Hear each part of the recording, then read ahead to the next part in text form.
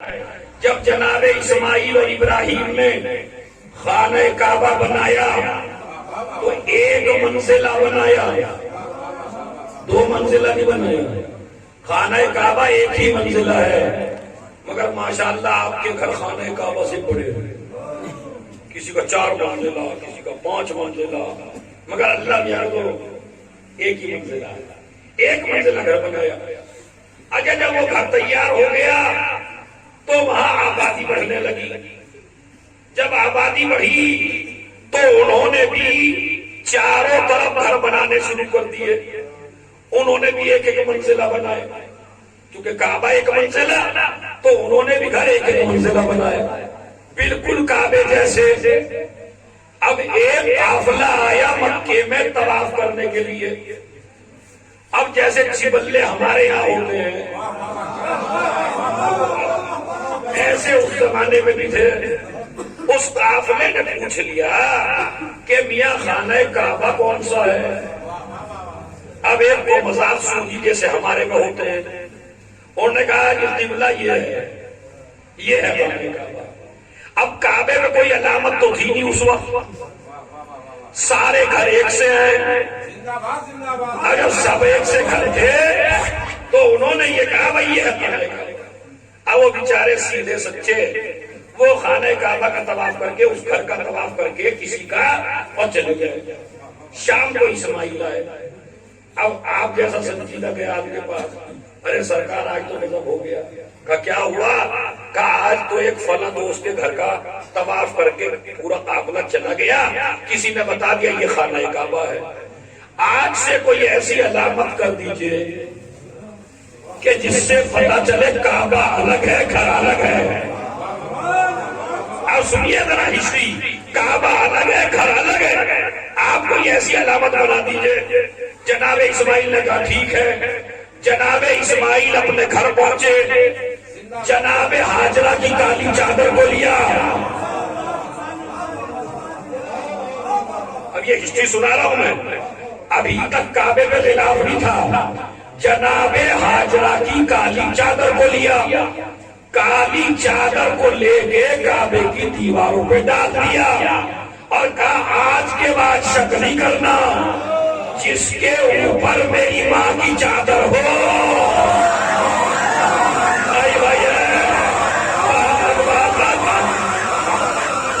جس بات ہو جا رہی ہے اب تک، جملہ سنیے، کیا جس کے اوپر میری ماں کی چادر ہو؟ میں نے کہا اسماعیل لال ڈال دیجئے، پیلی ڈال دیجئے، نیلی ڈال دیجئے، یہ کعبے کا غلاف میں کالی ہی چادر کیوں؟ کہا تاکہ کچھ مسلمانوں کو سبق دے دیا جائے اگر کالا لباس بدعت ہوتا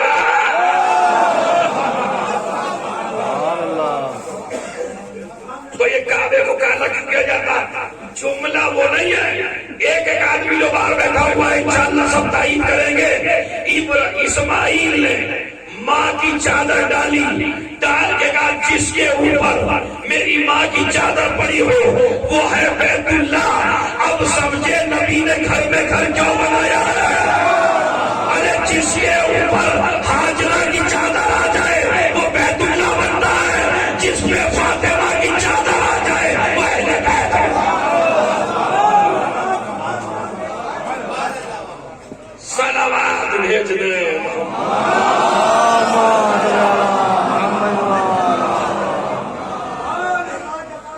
تو اس کا مطلب ہے پھر نہیں آگے وہی مین ہے ذکر خدا۔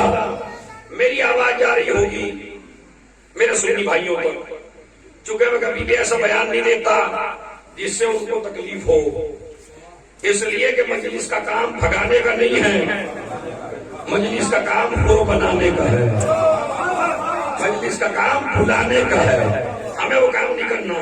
تو خیر وہ آرام سے گھر میں بھی اگر ہیں تو گھر میں بھی آواز جا رہی ہے تو جتنی مدح جناب زہرا سلام اللہ علیہ کی اہل سنت نے کی ہے،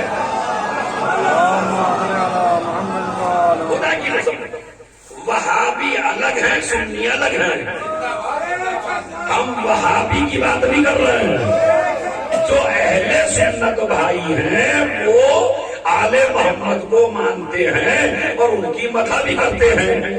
آئیے انہی کے علماء میں سے ایک عالم دین علامہ جلال الدین سیوطی، ان کی کتاب کا نام ہے تفسیر در منصور.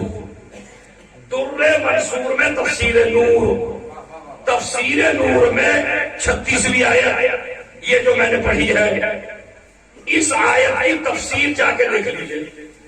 یہ جو 5-6 دن سے آپ فضائل سن رہے ہیں نا، خدا کی قسم یہ باتیں آپ پڑھ لیجیے، تمام فضیلتوں پہ بھاری ہے.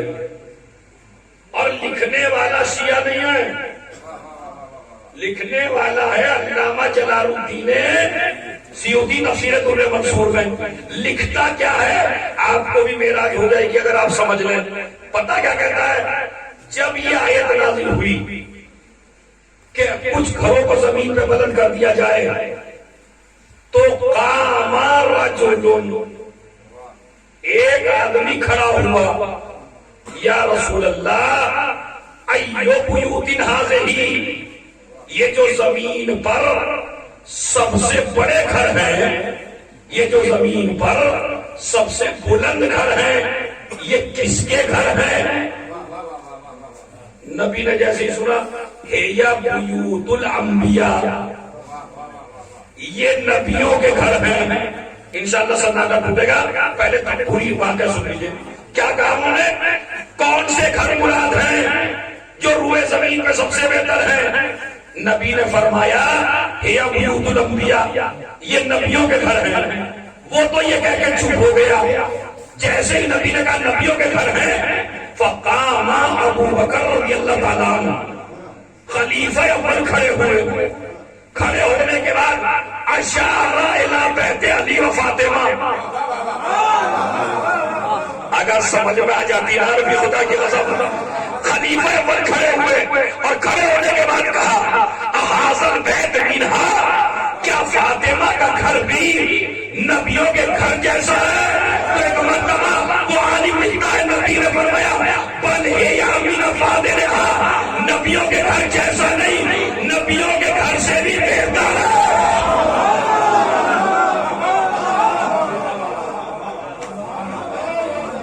صلوات بھیج دے.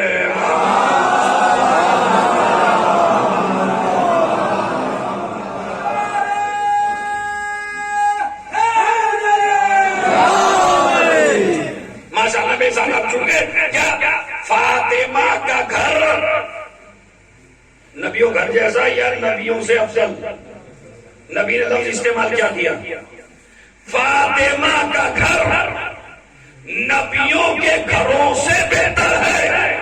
تو اب مجھے کہنے کی اجازت ہے میاں، جب انبیاء کے گھر فاطمہ کے گھر کا مقابلہ نہ کر سکے تو سارے نبی فاطمہ کا مقابلہ.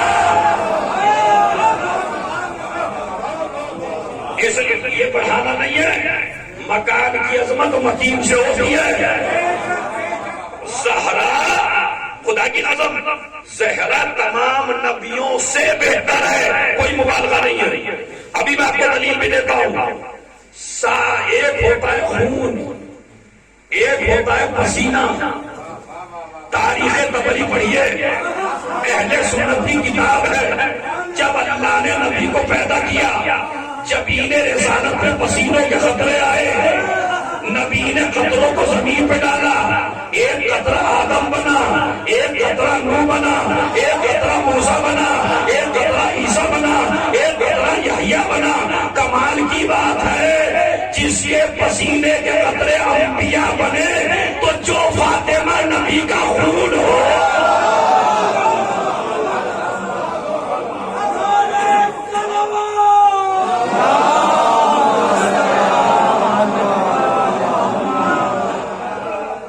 ایک صلوات اور پڑھے محمد علیہ وسلم.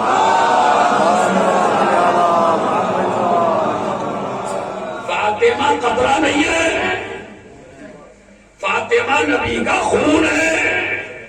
تو ایک مرتبہ سنیے، بل ہی من فاضلھا، فاطمہ کا گھر نبیوں کے گھروں سے بھی بہتر ہے. کیوں ہے؟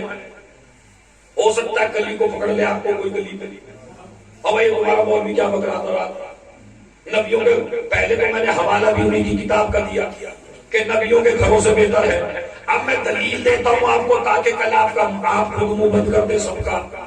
وہ جملہ سن لیجیے کیوں گھر بہتر ہے فاطمہ کا. اللہ نے قرآن میں کیا کہا؟ وہ گھر بہتر ہے جن میں اللہ کا تذکرہ ہوتا ہو. پوچھنے والے نے کیا پوچھا؟ کون سے گھر مراد ہیں؟ نبی نے فرمایا نبیوں کے گھر مراد ہیں. نبیوں کے گھر کیوں بہتر ہے؟ کہ اللہ کا تذکرہ سب سے زیادہ نبیوں کے گھروں میں ہوتا ہے. اللہ کا تذکرہ سب سے زیادہ نبیوں کے گھروں میں ہوتا ہے. تو یاد رکھیے فاطمہ کا گھر نبیوں کے گھر سے بہتر اس لیے ہے کہ جتنا اللہ کا تذکرہ آدم سے لے کے خاتم تک کے گھر میں ہوا اس سے زیادہ اللہ کا تذکرہ اکیلی فاطمہ کے گھر میں. نہیں خدا کی قسم جتنا جملہ گہرا تھا آپ پہنچے ہی نہیں ہو. صلوات پڑھیں محمد علیہ محمد.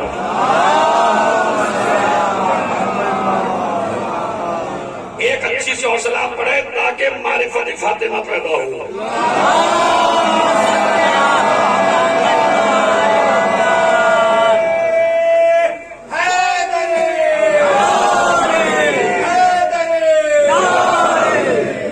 سنیے جتنا اللہ کا تذکرہ 1,24,000 نبیوں کے گھروں میں ہوا اس سے زیادہ اللہ کا تذکرہ اکیلی فاطمہ کے گھر میں ہوا. آپ کہیں گے دلیل کیا ہے؟ تو دلیل ہے نبی کی حدیث ضربت علی افضل من عبادت الثقلین. علی کی تلوار کا ایک بار ثقلین کی عبادت پہ بھاری ہے. جب پوری دنیا علی کے تلوار کے وار کا مقابلہ نہ کر سکے تو جس گھر میں فاطمہ سجدہ کرے حسن سجدہ کرے علی سجدہ کرے. صلوات بھیج گئے.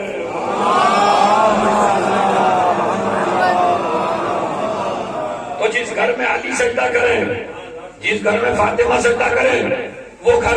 اچھا اب میں آپ کو تھوڑا سا جو آپ کے مزاج کی بات ہے اور بڑی ٹچ ہوتی ہے آدمی سے تھوڑی سی تاریخ بھی سناؤں. فاطمہ کا گھر کیوں بہتر ہے نبیوں کے گھروں سے؟ آپ نبیوں کے گھروں کو پڑھ کے دیکھیں. نبیوں کے گھروں میں اچھے بھی ہیں. میں کیا کروں اس سے زیادہ بھائی ہے. نبیوں کے گھروں میں اچھے بھی ہیں برے بھی ہیں. نبیوں کے گھروں میں قاتل بھی ہیں مقبول بھی ہیں. نبیوں کے گھروں میں حاسد بھی ہیں محسود بھی ہیں. نبیوں کے گھروں میں رضی اللہ بھی ہیں لعنت اللہ بھی ہیں. نبیوں کے گھروں میں بہکنے والے بھی ہیں صحیح چلنے والے بھی ہیں. یقین نہیں آتا تو دیکھ لیجئے کہیں بیٹا بہک گیا چڑھ گیا نا پہاڑ پر, کہیں بیٹا بہک گیا کہیں بیوی بہک گئی تو نبیوں کے گھروں میں خالی جنت والے رہتے ہیں. فاطمہ کے گھر میں جنت کے سردار ہیں.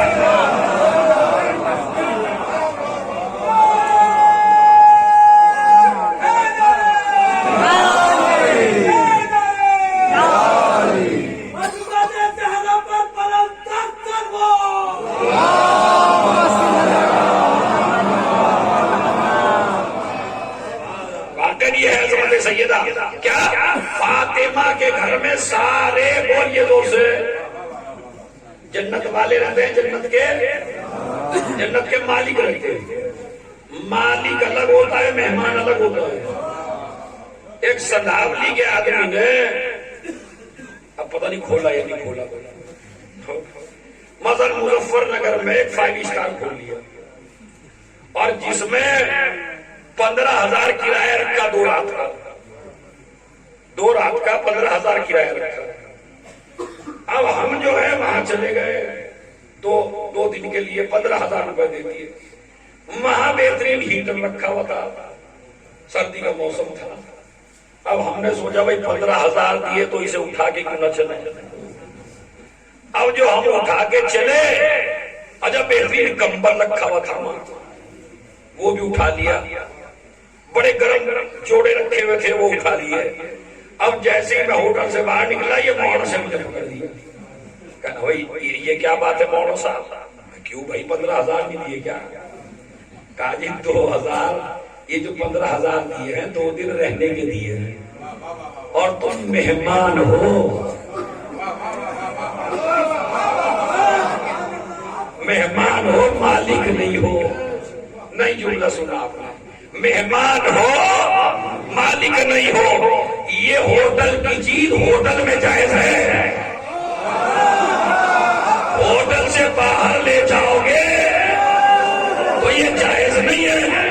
اب آئیے مگر مولانا شبی مالک تھے ہوٹل کے. انہوں نے آرڈر کیا کہ وہ جو کمبل فلاں کمرے میں رکھا ہوا ہے وہ سدھاملی میں پہنچا دیا جائے. مجھے اجازت نہیں ہے ہوٹل کے باہر تک. مالک نے منگا لیے سدھاملی تک. بھائی یہی ہوتا ہے مالک اور نوکر میں فرق. جب آدم جنت سے چلنے لگے تو لباس پہن کے آ رہے تھے. اللہ نے کہا لباس اتارو. مہمان ہو مالک نہیں ہو. جنت کا لباس دنیا میں نہیں چلتا. مہمان سے اتروا لیا مگر مالکوں نے وہاں سے کہا اما ہمارے کپڑے.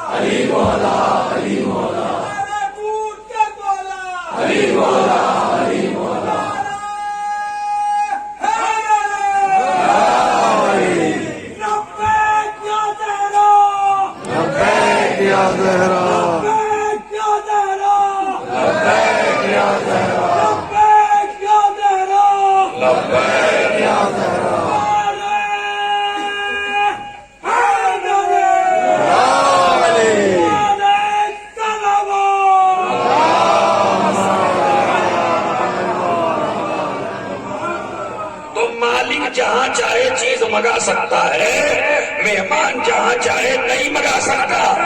یہ آل محمد نے جو چیزیں جنت سے منگائی ہیں انہیں چیزوں کی ضرورت نہیں ہے، مگر اس بے وقوف دنیا کو سمجھانا ہوتا ہے کہ جو مالک ہوتا ہے وہ کہیں بھی منگوا سکتا ہے.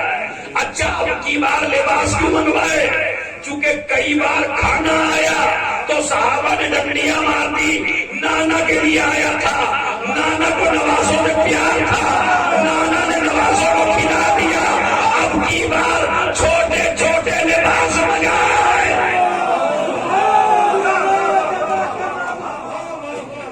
صلوات بھیج دے.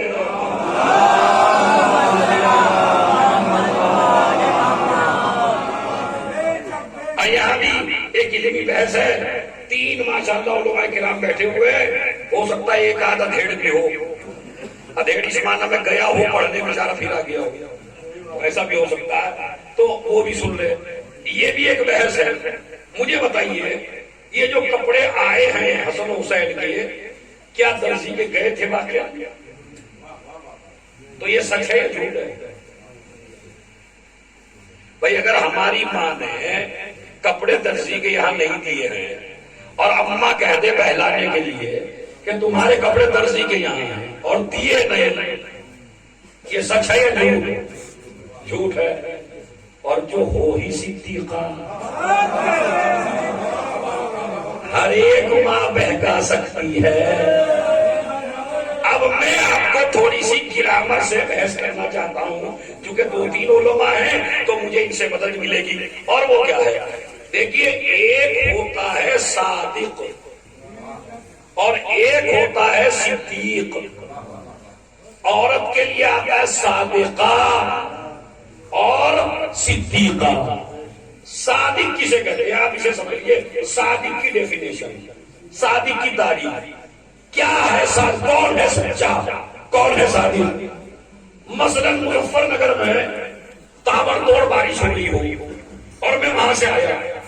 آنے کے بعد میں نے کہا میاں شفیع صاحب بارش ہو رہی ہے مظفر نگر میں. انہوں نے ٹیلی فون کر کے اپنے دوست سے پوچھ لیا میاں پانی پڑ رہا ہے کیا مظفر نگر میں؟ کہنے لگے تیز دھوپ نکل رہی ہے. بڑے جھوٹے آتے ہیں. یعنی کلام اگر واقع کے مطابق ہو تو اسے کہتے ہیں سچ. کلام واقع کے مطابق نہ ہو تو اسے کہتے ہیں جھوٹ. مثلا اگر میں کہوں بارش ہو رہی اور واقع ہو رہی ہو تو میں سچا اور نہ ہو رہی ہو تو میں جھوٹا. تو سچے کے لیے صادق کے لیے ایک واقعہ ہونا ضروری ہے. پہلے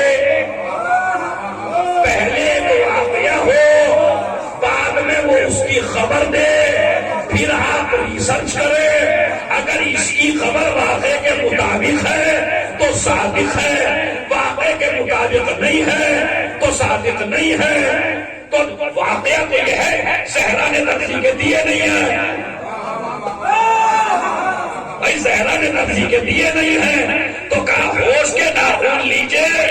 صحرا صادقہ نہیں ہے, صحرا صدیقہ ہے. صادق واقعے کا محتاج ہوتا ہے, واقعہ صدیقہ کا محتاج ہوتا ہے. ارے بھائی ابھی ایک سوال پڑھے تاکہ آسان کر دوں گا.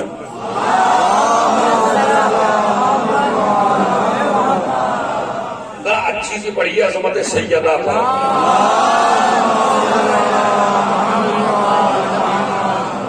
دیکھیں اس میں شرم کی بات نہیں ہے. جوانوں یہ بحث سمجھے آپ کیونکہ بہت ضروری ہے آج کے زمانے میں آپ کے لیے. بھائی کوئی بھی کہہ سکتا ہے جب تمہاری شہزادی نے کپڑے دیے نہیں درزی کے تو جب بعض لوگ تو پہلے کہتے ہیں فدق کے مسئلے میں غلط بولا شہزادی نے تو انہیں اور موقع مل جائے گا معاذ اللہ. تو اب یہ بحث سمجھنا آپ کو ضروری ہے کہ صادق اسے کہتے ہیں پہلے پوچھو بعد میں اس کی خبر دے. اگر بالکل ایسا ہی نکلے تو اسے کہتے ہیں صادق. لیکن صدیق کا مسئلہ کیا ہے ابھی آپ کو بتاتا ہوں. جناب یوسف کے پاس دو آدمی آئے.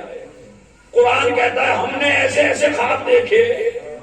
جناب یوسف نے کہا ایک مرے گا ایک زندہ رہے گا. کہنے لگے ہنس کے ہم تو مذاق کر رہے تھے. یوسف کہنے لگے تم مذاق کر رہے تھے ہم حقیقت بول رہے تھے. اب تو وہی ہوگا جو کہہ دیا, اب تو وہی ہوگا جو کہہ دیا. چونکہ میں صدیق ہوں. اب بھی نہیں سمجھے تو آئیے. جناب ابراہیم کے گھر مہمان بیٹھے ہیں, کھانے کے لیے کچھ نہیں ہے. ابراہیم نے زوجہ سے کہا دوست کے یہاں جا رہا ہوں. دوست کے یہاں گئے, وہاں آٹا نہیں ملا. جنگل میں پہنچے, ریت بھر لیا. ریت بھر کے گھر آئے تاکہ مہمانوں کو یہ ہو جائے کہ آٹا لے آئے, دل کو تسلی ہو جائے. حاجرہ یا سارا نے کہا کیا لائے؟ کہا آٹا لائے. کھانا تیار کیجئے. تھوڑی دیر کے بعد دسترخوان بچھا, تازی تازی روٹیاں سارا نے بنا دی. ابراہیم نے پوچھا کاہے سے بنائی؟ کہا جو آٹا لے کے آئے تھے. کہا میں تو ریت لایا تھا. آواز قدرت آئی تم صادق نہیں ہو, تم صدیق ہو. صدیق جو کہہ دے وہی ہو جانا ہے. فاطمہ نے درزی کے یہاں دیے نہیں دے, جیسے ہی کا درزی لے کے آئے گا اللہ نے کہا رضوان چلا جا.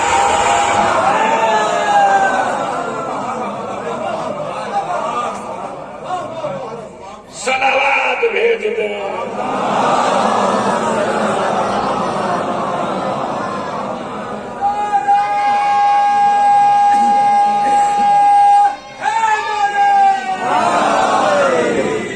ایک صلوات اور بابا سے بلند پڑے.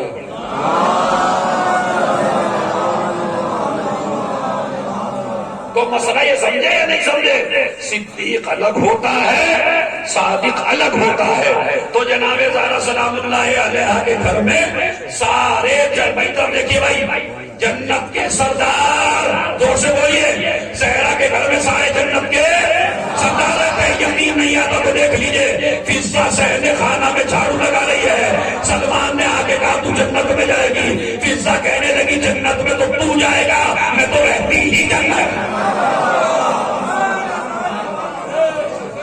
اس لیے کہ جہاں میری شہزادی قدم رکھ دے وہی جگہ جنت بن جاتی ہے. ابھی دلیل کے طور پہ بیان کرتا ہوں, علماء تائید کریں گے.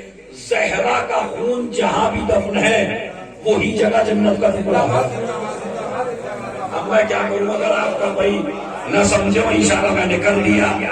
جہاں حسین سو رہے ہیں وہ جنت کا ٹکڑا, جہاں علی سو رہے ہیں وہ جنت کا ٹکڑا, جہاں رضا سو رہے ہیں وہ جنت کا ٹکڑا, جہاں کاظم سو رہے ہیں وہ جنت کا ٹکڑا. اللہ امام کو سلاتا ہی نہیں ہے مگر وہ زمین پر جو جنت کا ٹکڑا ہو. ایک دفعہ ایک فلسفی آیا, اس نے کہا علامہ فیض کاشانی سے کہ جو بھی کھاؤ گے وہی بتا دوں گا. دعویٰ کیا اپنے علم کا, جو بھی کھاؤ گے وہی بتا دوں گا, جو کچھ کر کے آئے وہ بتا دوں گا, جو کچھ ساتھ میں ہے وہ بتا دوں گا. ٹھیک ہے, اب آئیے امتحان کر لیں. میں جو کھا کے آؤں بتا دیا. اب لوگ جو ہیں یہودی ہونے لگے کہ بھائی ہماری قوم بھی ایسی پاگل ہے, تھوڑا سا کوئی جنتر منتر دکھا دے یہ سمجھتے ہیں ولی ہے, سمجھ رہے. تو اس نے یہ کیا, اس کے حلقے کے لوگ وہاں آنے لگے. علامہ فیض کاشانی بیٹھے, بیٹھنے کے بعد اس کو بلایا. بلانے کے بعد کہا بتائیے کیا بات ہے. کہا میں ہر چیز بتا دیتا ہوں. کہا ٹھیک ہے کل بتانا. ایک مٹھی میں پوچھ لیا, بتاؤ کیا ہے, بتاؤ کیا ہے. پسینہ آ گیا. کہنے لگے یہ تو مجھے پتا ہے کہ کیا ہے. تعجب اس پہ ہے کہ تمہارے پاس کیسی آئی. ارے بھائی توجہ چاہتا ہوں میں, یہ تو مجھے پتا ہے کہ کیا ہے. اچھا اس کا دعویٰ کیا تھا کہ اگر کوئی اسلام کی حقانیت پہ ایک بھی دلیل دے دے تو میں مسلمان ہو جاؤں گا. مطلب ہر دلیل کو کاٹتا ہوں, تو کوئی ایسی دلیل دو جو کٹائی نہ کرے. فیض کاشانی نے کہا ہم دیں گے. مٹھی میں لیا, لینے کے بعد کہا پتا کیا ہے. سنیے بھائی میری مجلس کا محاصل ہے, پتا میرے ہاتھ میں کیا ہے. کہا یہ تو پتا ہے کیا ہے مگر سوچ رہا ہوں تیرے پاس کہاں سے آیا. اب انہوں نے کہا نہیں تجھے پتا ہی نہیں ہے. ایک سلوات پڑھے محمد والے محمد.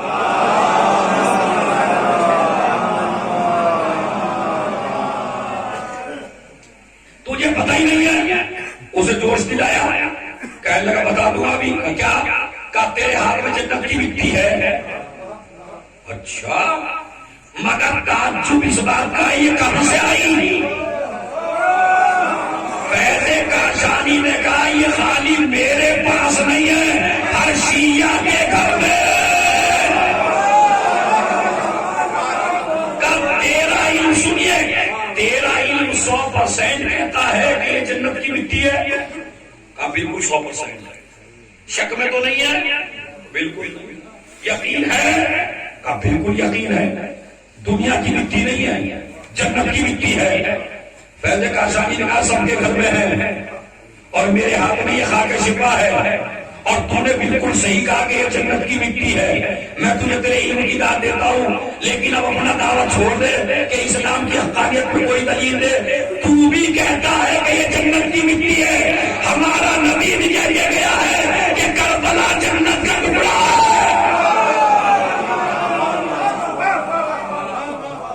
صلوات بھیج رہے.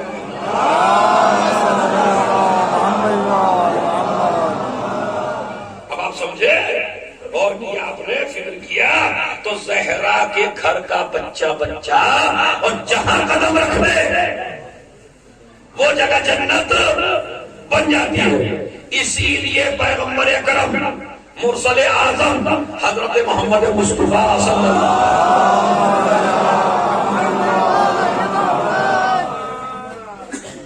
اذا دخلت فاطمہ زہرا سلام اللہ علیہا فقام رسول اللہ صلی اللہ علیہ وآلہ وسلم واجلسها بمجلسہ.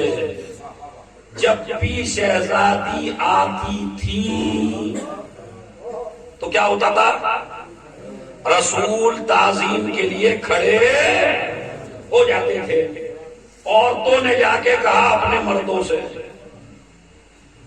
کہ ہم تو دیکھتے ہیں جب بھی بزموں میں فاطمہ آ جاتی ہیں تو رسول کھڑے ہو جاتے ہیں.